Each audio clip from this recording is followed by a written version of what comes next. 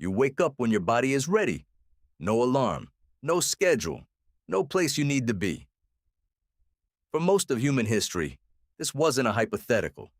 This was every single morning for roughly 300,000 years. No phone buzzing at 6:45, no snooze button, just your own body deciding. So what actually woke your ancestors up? And more importantly, were they even sleeping the way you imagine? Here's the assumption almost everyone makes. Ancient humans slept longer than we do. No electricity, no screens, nothing to keep them up. Just the sun going down and 8 or 9 hours of deep, easy rest. It sounds right. It's also wrong. In 2015, sleep researcher Jerome Siegel led a study that changed how scientists think about ancient sleep. His team placed sleep tracking devices on 3 modern hunter-gatherer and forager horticulturalist groups living without electricity: the Hadza of Tanzania, the San of Namibia, and the Semene of Bolivia.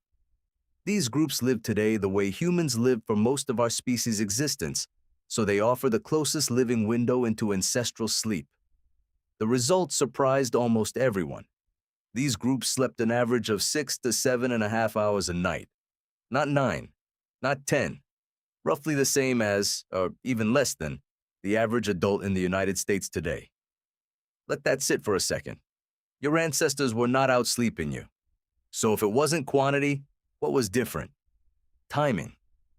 Every single group in Siegel's study went to sleep only after the temperature had started dropping from its daily peak, and they woke up before sunrise while it was still cold. Their sleep wasn't triggered by darkness. It was triggered by temperature. Darkness was just a signal that came along for the ride. Think about what that means. Your ancestors' internal alarm clock wasn't a clock at all. It was their skin, sensing the air cool by a few degrees, and their body responding by releasing melatonin and lowering core temperature to prepare for rest. There's a second piece of evidence that reshapes this picture even further, and it comes from a very different source: written history rather than modern foragers. Historian Roger Kirch spent years combing through court records, diaries, and medical texts from pre-industrial Europe for his research on historical sleep patterns. What he found was a pattern almost nobody today has experienced. People didn't sleep in one continuous block. They slept in 2.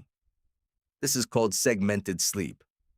A first sleep of a few hours, then a period of quiet wakefulness in the middle of the night, sometimes an hour or more, used for praying, thinking, talking with a partner, or tending a fire, and then a second sleep until morning.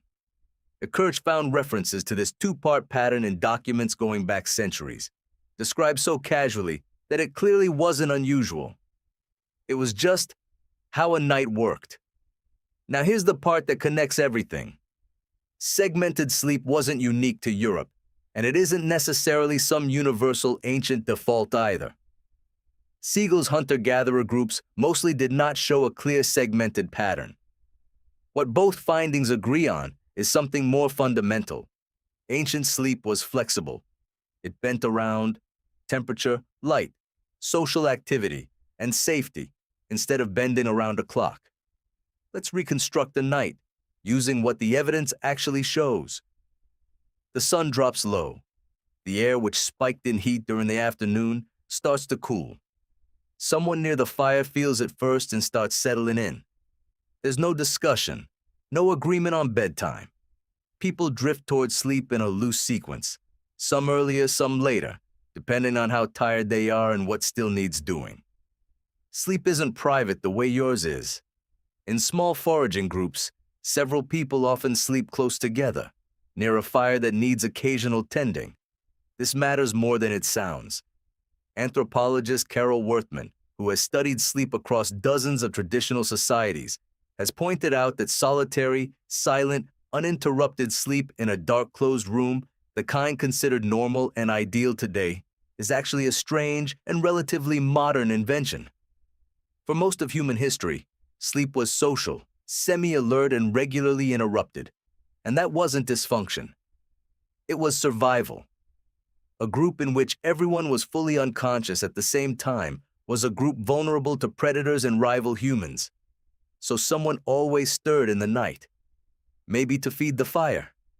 Maybe because a child cried. Maybe because of a sound in the dark. This person didn't panic about getting back to sleep. There was no anxiety about tomorrow's alarm, no math being done about how many hours were left. They simply stayed awake until they were tired again, then lay back down. Here's the counterintuitive twist. We tend to imagine ancient sleep as pure and effortless, something modern life ruined.